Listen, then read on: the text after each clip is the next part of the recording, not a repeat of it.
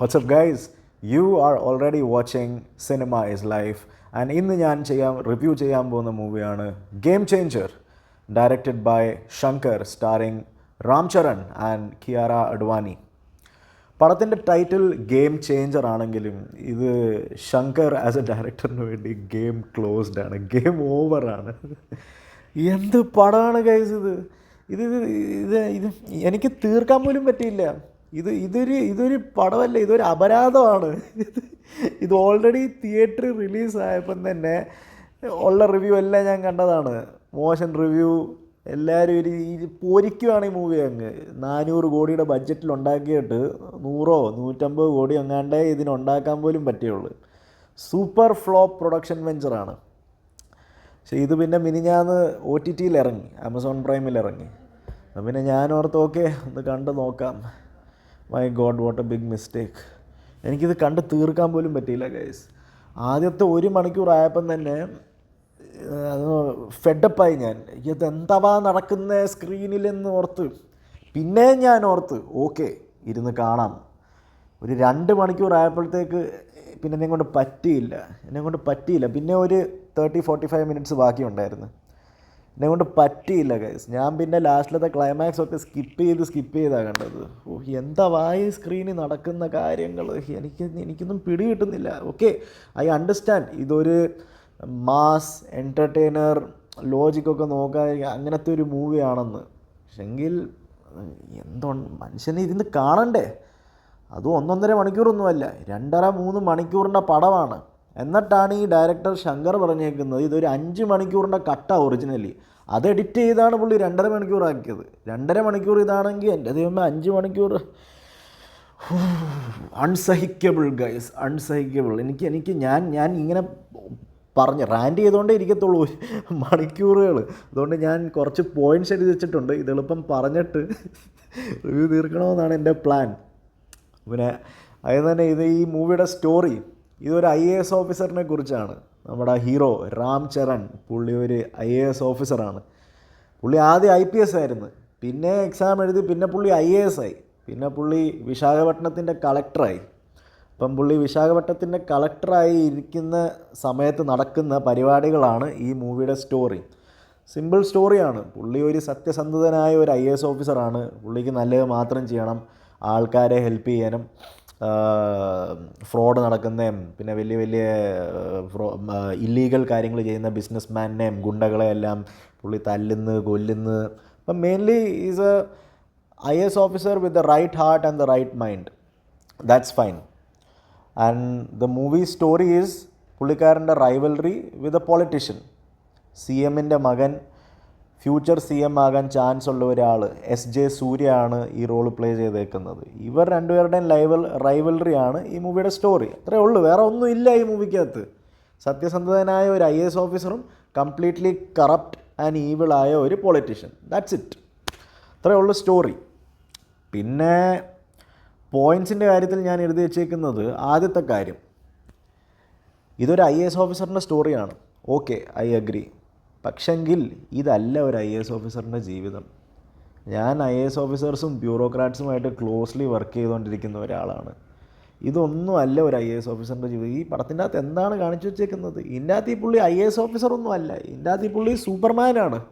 ഈ പുള്ളിക്ക് എന്ത് വേണമെങ്കിലും ചെയ്യാം. ഇതിൻ്റെ അകത്തൊരു സീനുണ്ട്, പുള്ളി ഹെലികോപ്റ്ററിൽ പറന്നു പോവുകയാണ്. താഴെ റെയിൽവേ ട്രാക്കിൽ 4-5 പേരെ കെട്ടിവെച്ചിട്ടുണ്ട്. ദൂരെ നിന്ന് ട്രെയിൻ വരുന്നുണ്ട്. ഈ പുള്ളി ഹെലികോപ്റ്റർ ഗ്രൗണ്ട് ലെവലിൽ കൊണ്ടുവന്ന് ഹെലികോപ്റ്ററിൻ്റെ അവിടെ അടുത്തുനിന്ന് പുള്ളി ഇങ്ങനെ ചാരി, പുള്ളിയുടെ കയ്യിലൊരു വാളുണ്ട്, ആ വാളും കൊണ്ട് പുള്ളി ഇങ്ങനെ കട്ട് ചെയ്തുകൊണ്ട് റെയിൽവേ ട്രാക്കിൽ കിടക്കുന്ന ഇവരുടെ കയർ കട്ട് ചെയ്തിട്ട് ഗ്രൗണ്ട് ലെവലിൽ നിന്നാണ് പിന്നെ മേളിൽ പോകുന്നത്. പിന്നെ അവർ ഓടി രക്ഷപ്പെടുന്ന ട്രെയിൻ വന്നു പോകുന്നു. ഇതൊക്കെയാണ് ഈ മൂവിക്കകത്ത് നടക്കുന്നത്.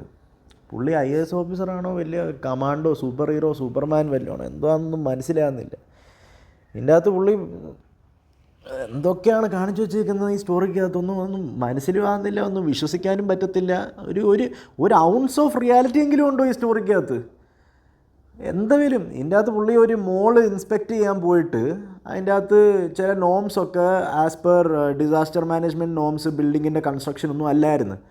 ഓക്കെ പുള്ളി എന്ത് ചെയ്തെന്ന് വെച്ചാൽ 5 മിനിറ്റിൻ്റെ അകം ഡെമോളിഷൻകാരെ വിളിച്ചിട്ട് അവർ അടുത്ത 10 മിനിറ്റിൻ്റെ അകത്ത് മോളിൻ്റെ അകത്ത് മൊത്തം ഡെറ്റോനേറ്റേഴ്സും വെച്ചിട്ട് അടുത്ത 10-15 മിനിറ്റിൻ്റെ അകത്ത് ആൾക്കാരെ ഇവാക്യുവേറ്റ് ചെയ്തിട്ട് ഓവറോൾ അരമണിക്കൂറിൻ്റെ അകത്ത് ഒരു ഫുള്ളി ഫങ്ഷണൽ മോൾ ഡെമോളിഷ് ചെയ്ത് കളഞ്ഞ്. ഈ സീനൊക്കെ കണ്ടുകൊണ്ടിരിക്കുമ്പോൾ ഞാനിങ്ങനെ തല പിടിച്ച് ഇതെന്താ നടക്കുന്നത്.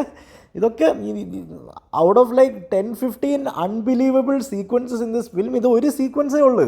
ഇങ്ങനെ കുറേ ഉണ്ട്. ഇങ്ങനെ തല പിടിച്ചിങ്ങനെ ഇരിക്കും നിങ്ങൾ സ്ക്രീനിൽ നടന്നുകൊണ്ടിരിക്കുന്ന കാര്യങ്ങൾ കണ്ട്. എൻ്റെ ദൈവമേ, ഇതൊന്നും അല്ല ഒരു IAS ഓഫീസറിൻ്റെ ജീവിതം. എൻ്റെ ഇതെന്താണ് കാണിച്ചു വെച്ചേക്കുന്നത്. അയ്യോ. സെക്കൻഡ് പോയിൻ്റ് ഞാൻ എഴുതി വെച്ചേക്കുന്നത്, ഈ മൂവിക്കകത്ത് മെയിൻ പ്രോബ്ലം എന്ന് വെച്ചാൽ ഈ മൂവിയുടെ കുറേ ക്യാരക്ടേഴ്സിനെ എസ്റ്റാബ്ലിഷ് ചെയ്യാതെ ചുമ്മാ സ്റ്റോറി അങ്ങ് മുമ്പിലോട്ട് കൊണ്ടുപോവുകയാണ്. ഇതിനെ എനിക്ക് കമ്പയർ ചെയ്ത് പറയുവാണെങ്കിൽ ജയിലർ റീസെൻ്റ്ലി ഇറങ്ങിയേക്കുന്ന മാസ് മസാല എൻ്റർടൈനിങ് ഫിലിംസിൻ്റെ അകത്തുനിന്ന് എനിക്ക് പേഴ്സണലി ഇഷ്ടപ്പെട്ട ഒരു മൂവിയാണ് ജയിലർ.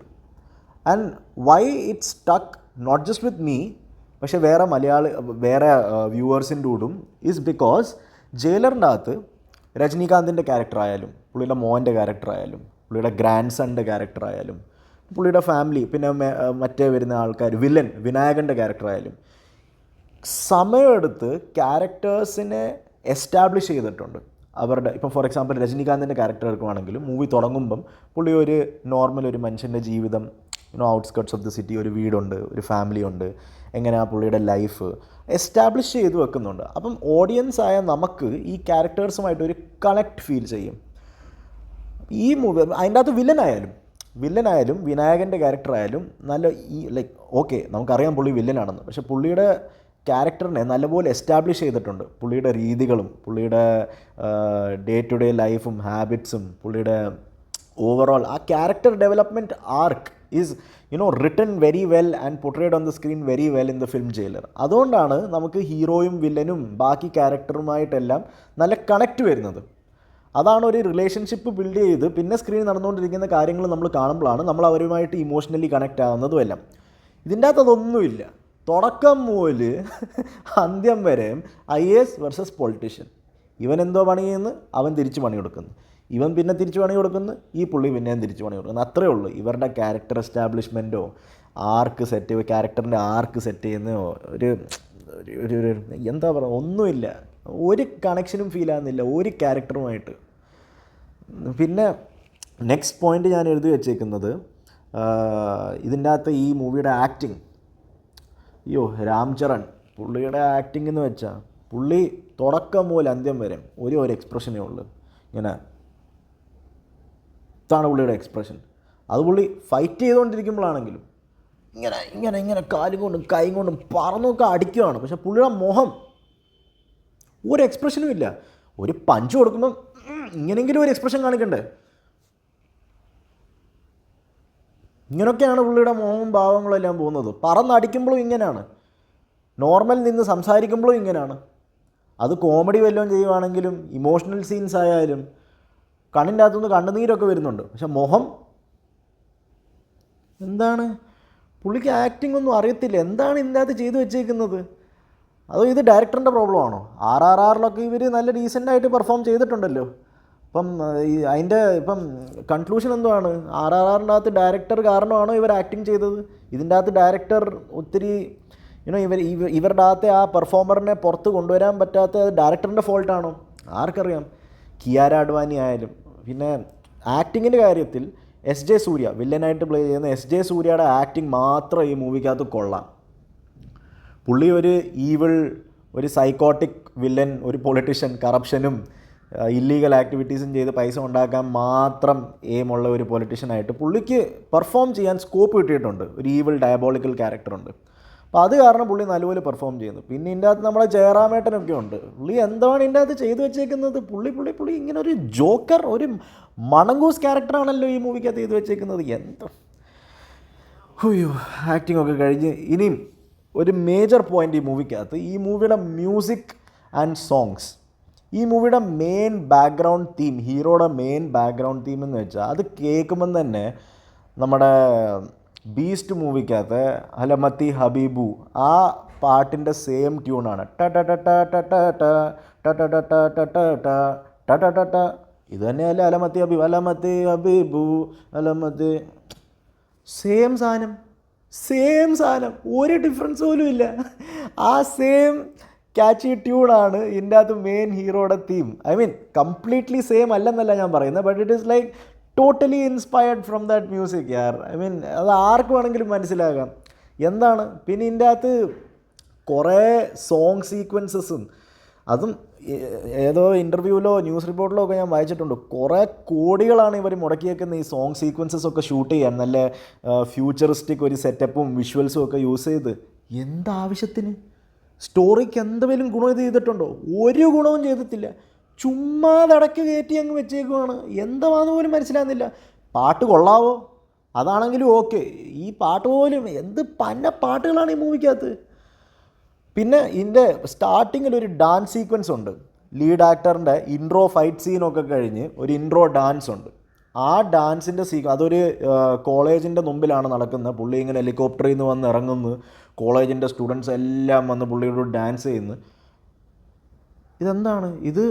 മാസ്റ്റർ എന്ന് പറഞ്ഞ വിജയുടെ മൂവിക്കകത്ത് വിജയുടെ എൻട്രൻസിലും ഇങ്ങനെയല്ലേ സെയിം സംഭവം.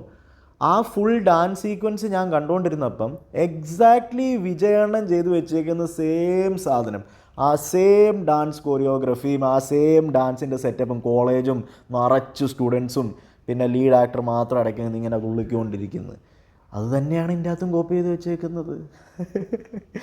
പാട്ടുകൾ ഇൻസ്പയർഡ് ബൈ വിജയ് ഫിലിം പാട്ടുകൾ, BGM, dance sequences inspired by Vijay film dance sequences. Complete ഇൻസ്പിറേഷനാണ്. വിജയണ്ണൻ്റെ പടങ്ങളും പാട്ടുകളും എല്ലാമാണ് ഇൻസ്പിറേഷൻ. അയ്യോ. പിന്നെ അടുത്ത ഒരു പോസിറ്റീവ് ഉണ്ട് ഈ മൂവിക്കകത്ത്. ഒരേ ഒരു പോസിറ്റീവ് എന്ന് വെച്ചാൽ ഈ മൂവിക്ക് ഇടയ്ക്ക് ഒരു ഫ്ലാഷ് ബാക്ക് സീക്വൻസ് വരുന്നുണ്ട്. ഒരു 30-40 മിനിറ്റിന് ഒരു ഫ്ലാഷ് ബാക്ക് സീക്വൻസ് വരുന്നുണ്ട്. ഓവറോൾ മൂവി വെച്ച് കമ്പയർ ചെയ്ത് നോക്കുവാണെങ്കിൽ ആ ഫ്ലാഷ് ബാക്ക് സീക്വൻസ് മാത്രം നല്ലതാണ്.